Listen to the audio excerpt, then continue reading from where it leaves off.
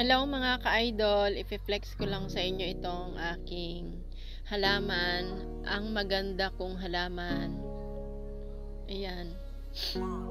Ang lalaki ng ugat niya. Kaya ayan, ang ginawa ko, ipinulupot ko paikot dyan sa mismong paso niya. Kasi kapag hinayaan ko lang siya na nakalaylay, tutusok siya sa katabi niyang paso.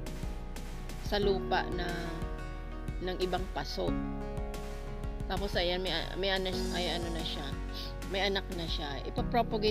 Ipopropagate ko siya soon.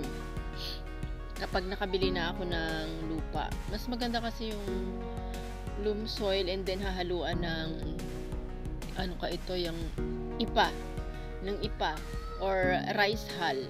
Ayan, tingnan nyo naman guys. Ang lalaki ng dahon niya. Ang ganda nito kapag inilagay mo sa malaking paso and then meron siyang pole. Yung gagapangan niya, ang ganda niyan guys. Naku guys, yayamanin yan guys kapag inilagay sa ganong paso. Yung paso na mura lang pero mukhang yayamanin, ganon. Pero hindi naman porke gusto natin ng ganung paso magyayabang na ba. Kailangan din syempre, 'di ba? 'Di ba nga pangit na nga ang bahay natin tapos ang mga julok na ganun basta ganun gusto mas maganda siya ilipat sa paso na syempre yung maayos naman tingnan. Tapos ito pa isa kong halaman. Ang ganda niya guys, tingnan niyo 'di ba? Oh, ifi-flex ko rin siya sa inyo. Ang dami na rin yung mga babies. Oh, 'di ba? Dinagdagan ko siya ng lupa kaya ayan medyo lumusog siya. And then itong isa ko naman na ito nakalimutan ko pangalan ng isang halaman ko na yun, yung dalawa kong halaman na unang finlex. Ito si Anthurium ito. Ang tagal niya bago mamulaklak. Tapos namulaklak siya, ayan ang liliit. Bansot ika nga. Kasi syempre siguro yung dating kasi nito yung dating lupa.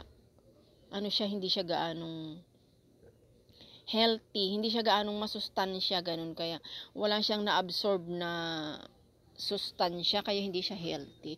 Kasi yung totoong niyan, bulaklak, malalaki siya. Tapos ang dahon niya, tingnan nyo naman guys. Nilagyan ng design ng mga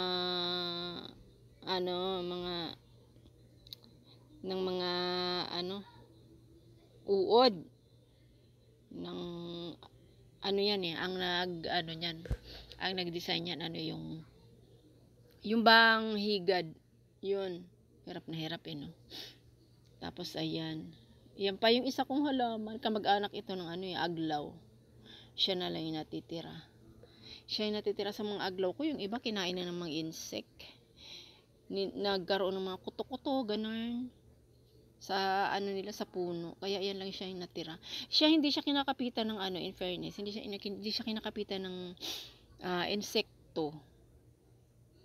Buti naman ganun, pera usog no. Pero sana wag ako marinig ng mga insekto diyan. Wag silang kakapit diyan sa aking magandang halaman. Matibay siya guys. Kailangan lang niya sila uhawin.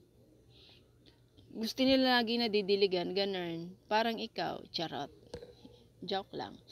At ayan pa yung aking ibang mga halaman. Yung mayabas ko, wala na gaanong bunga. May bunga siya pa isa-isa. Tapos ang tagal niya mahinog. Nakaraang August pa yan may natirang bunga dyan Tapos ito ang aking, wow, diba? Ang ganda. Tinanim ko yan nakaraang June. Tapos ngayon, ayan, healthy na siya.